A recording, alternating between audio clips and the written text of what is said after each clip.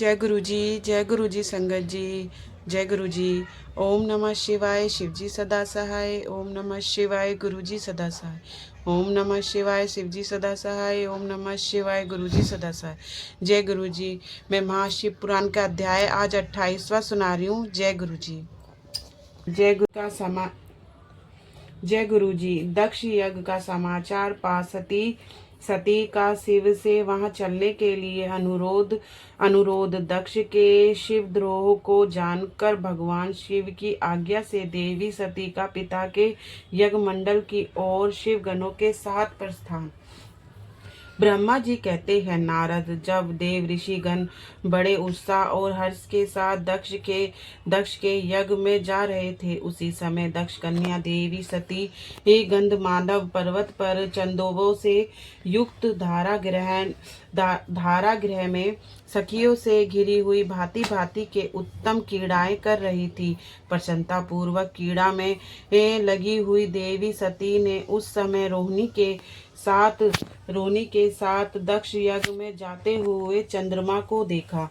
देखकर वह अपनी हितकारिणी प्राण प्यारी श्रेष्ठ सखी विजया से बोली, मेरी सखियों में श्रेष्ठ प्राण प्रिय विजय, जल्दी जाकर पूछ तो आ ये चंद्रदेव रोहिणी के साथ कहाँ जा रहे हैं।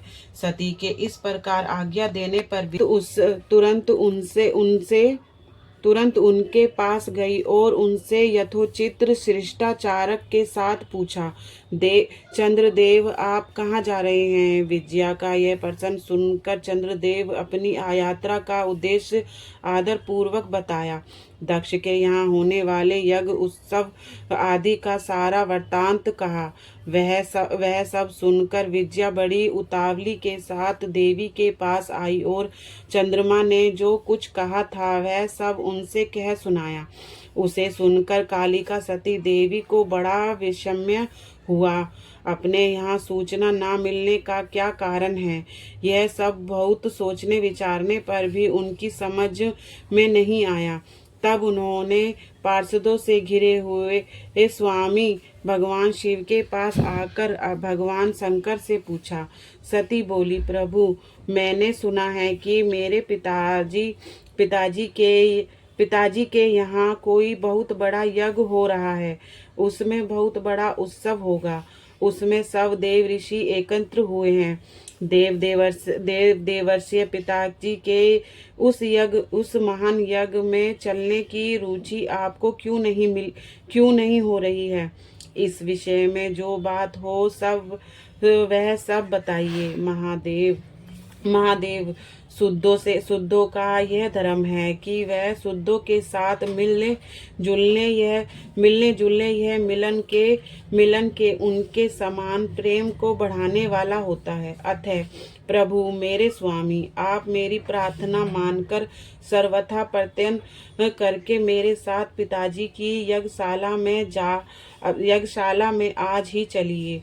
सती की यह बात सुनकर भगवान महेश्वर देव, जिनका हृदय दक्ष के वागनों से घायल हो चुका था, मधुर वाणी में बोले, देवी, तुम्हारे पिता दक्ष मेरे विशेष द्रोही हो गए हैं।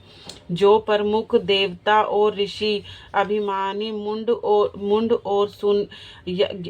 मुंड और ज्ञान शून्य हैं, वह ही सब तुम्हारे पिता के यज्ञ में गए हैं। जो लोग बिना बुलाए दूसरे के घर जाते हैं वह बड़ा अनादर पाते हैं, जो मृत्यु से भी बढ़कर कष्टदायक है। अतः प्रिय, तुमको और मुझको तो विशेष रूप से दक्ष के यज्ञ में नहीं जाना चाहिए, क्योंकि वहाँ हमें बुलाया ही नहीं गया। यह मैंने सच्ची बात कही है। महात्मा महेश्वर का ऐसा कहने पर सती रोष पूर्वक बोली, शंभु, आप सबके ईश्वर हैं। जिनके जाने से यज्ञ सफल होता है, उन्हीं आपको मेरे दुष्ट पिता ने इस समय आमंत्रित नहीं किया।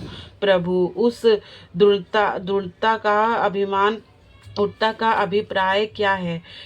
अभिप्राय क्या है, वह सब मैं जानना चाहती हूँ। साथ ही वहाँ आए हुए संपूर्ण दुरात्मा देव ऋषियों से मनोभाव का भी मैं पता लगाना चाहती हूँ। अतः प्रभु, मैं आज ही पिता के यज्ञ में जाना चाहती हूँ। नाथ महेश्वर, आप मुझे वहाँ जाने की आज्ञा दे दे। देवी सती के ऐसा कहने पर सर्वज्ञ, सर्वद्रष्टा, दृष्टिकर्ता, कल्याण स्वरूप दक्ष साक्षात भगवान रुद्र उनसे इस प्रकार बोले। शिव ने कहा, उत्तम व्रत का पालन करने वाली देवी, यदि इस प्रकार तुम्हारी रुचि वहाँ अवश्य जाने के लिए हो गई है तो मेरी आज्ञा से तुम शीघ्र अपने पिता के यज्ञ में जाओ। यह नंदी वर्षभ सूत जी हैं। तुम एक महान रानी के अनुरूप राजोपचार साथ ले सादर इस पर सवार हो बहुसंख्यक प्रथम गणों के साथ यात्रा करो। प्रिय, इस सुभिवित वर्षभ पर आरूढ़ हो। रुद्र के इस प्रकार आदेश देने पर सुंदर आभूषणों से अंकलित सती देवी सब साधनों से युक्त हो पिता के घर की ओर चली। परमात्मा शिव ने उन्हें सुंदर वस्त्र, आभूषण तथा परम उज्जवल छत्र चामर आदि महारोजोचित उपचार दिए। भगवान शिव की आज्ञा से 60,000 रुद्रगण बड़ी प्रसन्नता और महान उत्साह के साथ कौतूहल पूर्वक सती के साथ गए। उस समय वहां यज्ञ के लिए यात्रा करते समय उस ओर महान उत्सव होने लगा। महादेव जी के गणों ने शिव प्रिय सती के लिए बड़ा भारी उत्सव रचाया। वह सभी गण कौतूहलपूर्ण कार्य करने तथा सती और शिव के यश को गाने लगे। शिव के प्रिय और महान वीर प्रथम गण प्रसन्नता पूर्वक उछलते कूदते चल रहे थे। जगदम्बा के यात्रा काल में सब प्रकार से बड़ी भारी शोभा हो रही थी। उस समय जो सुखद जय जयकार आदि का शब्द प्रकट हुआ, उससे तीनों लोक गूंज उठा। जय गुरु जी, शुक्राना गुरु जी।